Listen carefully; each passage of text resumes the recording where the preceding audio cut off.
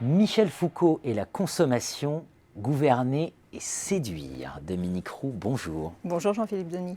Dominique Roux, professeur des universités, Université Reims-Champagne-Ardenne, laboratoire Regard, ouvrage coordonné avec Johan Gickel. Exactement. Michel Foucault et la consommation. Mais quel sous-titre, gouverner et séduire. Alors, on va rentrer dans le débat. D'abord, Michel Foucault, en quelques mots. Alors, très difficile à résumer, évidemment, en si peu de temps, mais pour moi, penseur du pouvoir, essentiellement, donc de la résistance, de la liberté, de l'insoumission, de l'indocilité. Penseur aussi outillé, avec des analytiques, une perspective historique, des réflexions sur les discours, sur les dispositifs, un entrelac, en fait, qui esquisse la pensée sur les réseaux. Donc, quelqu'un d'extrêmement riche, extrêmement plastique, à la fois pour l'époque dans laquelle il a opéré. Et je crois qu'on ne peut pas séparer à chaque fois, en l'écoutant, l'époque et ce qui est dit, mais aussi pour l'époque contemporaine et les problématiques que nous rencontrons aujourd'hui. Pour le résumer d'une formule, on peut dire que Michel Foucault, c'est le penseur du pouvoir qui ne se possède pas, qui s'exerce. Exactement, dans les relations et de façon très diffuse, de façon distribuée sur une série d'acteurs, d'objets et de discours. Et donc là, cet ouvrage, donc vous allez peut-être nous exposer la genèse, voilà, comment est venu le projet, sur un thème, la consommation, a priori, il n'a pas traité. Non. Alors la genèse du projet, au fond, c'est un coup de cœur. Je crois qu'on s'est retrouvé avec Johan Gickel autour d'un auteur qui nous touche. Et je crois qu'on n'est jamais plus fécond que quand on fait des choses qu'on aime, autour de gens qu'on aime. Donc c'est un auteur qui nous parlait énormément et on a fait une journée de recherche qui a débouché sur cet ouvrage à partir des présentations qui ont été faites à cette journée. Et c'est des présentations qui sont bidisciplinaires. Il y a des économistes et on était très heureux de partager avec eux une sensibilité quasiment identique à cet auteur, alors qu'en fait, on connaît bien la difficulté entre les gestionnaires et les économistes à trouver des terrains d'entente. Et bien là, il nous a réunis et c'était vraiment un projet super chouette. Voilà, pourquoi la consommation ?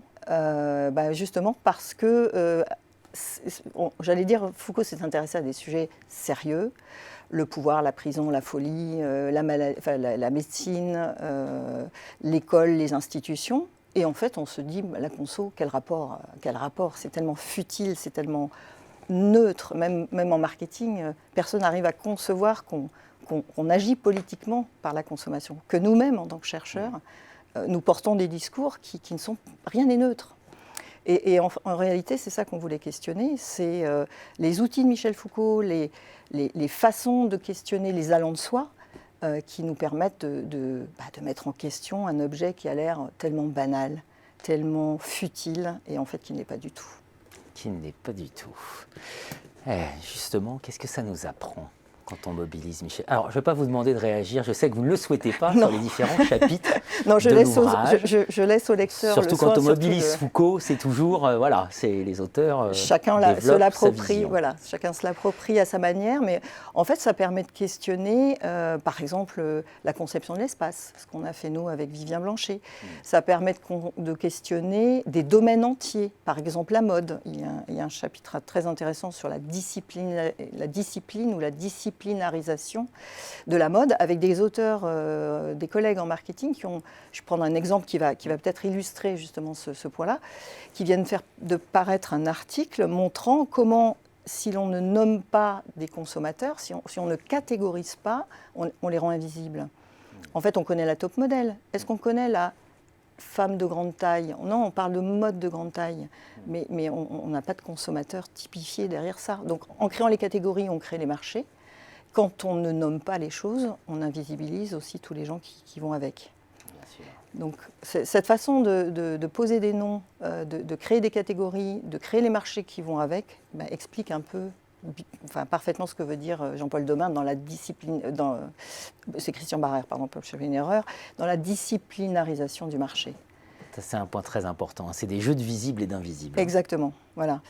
Donc ça permet d'interroger, encore une fois, des secteurs, ça permet d'interroger des objets, Par exemple, des dispositifs entiers, le chapitre qui montre la construction de l'Internet, avec sa façon de discuter de la marchandisation ou des contestations de la marchandisation sur la construction d'un objet comme celui-là. En fait, on s'est rendu compte, on pourrait même se dire qu'on pourrait faire un chapitre, enfin un tome 2, un tome 3, en creusant en fait des sujets sur lesquels les outils de Foucault, l'utilisation des discours, la création des catégories, la façon de nommer, les dispositifs matériels viendraient illustrer en fait chacun un phénomène dans la consommation et que c'est inépuisable. Et il y a cette tension avec la séduction. Alors, gouverner et séduire. On me piégeait sur le mot séduire.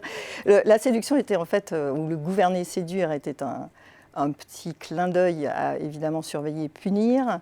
On est sur la consommation, donc sur des logiques enfin, on vient beaucoup du marketing, donc en fait on questionne énormément ces façons d'opérer des acteurs marchands sur la séduction et le désir des consommateurs.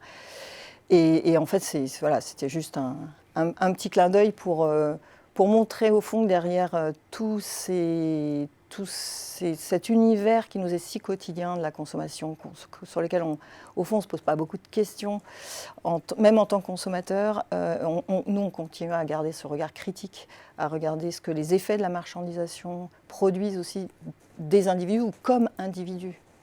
Et ça, je pense que cet aspect-là, Foucault ne l'avait pas abordé, il l'avait esquissé en fait d'une manière, à mon sens indirecte, quand il a abordé la question du libéralisme. En fait, Foucault a toujours contesté le trop d'État, le trop de gouvernement, et on lui a reproché d'ailleurs cette petite tentation et cette séduction du libéralisme comme justement expression de la liberté. Ce qu'il a, à mon avis, peut-être peu développé parce que c'était moins visible que maintenant, c'est la dimension marchande de cette liberté qui elle-même est orchestrée d'une façon extrêmement, pas forcément archi-omnisciente, mais en tout cas qui existe à travers des dispositifs et des acteurs. Et cette dimension-là, eh bien, remet encore en scène à nouveau ces concepts de pouvoir, d'exercice du pouvoir, de manière de construire des structures dans lesquelles les gens sont pris sans forcément s'en rendre compte. D'où cette séduction. Avec des mots forts hein, dans l'ouvrage, économie de la jouissance par exemple. Voilà, c'est-à-dire une sursollicitation du consommateur, du désir, qui finit par l'aliéner lui-même. Voilà, sans qu'il en ait forcément en plus conscience. Et c'est ça pour moi tout le pouvoir de Foucault, c'est ou de re-questionner ces structures et ces allants de soi qui sont tellement black-boxisés qu'on ne les voit plus, ou bien que les gens s'en rendent compte et cherchent leur voie d'indocilité par rapport à ces systèmes qui vont finir par dénoncer eux-mêmes.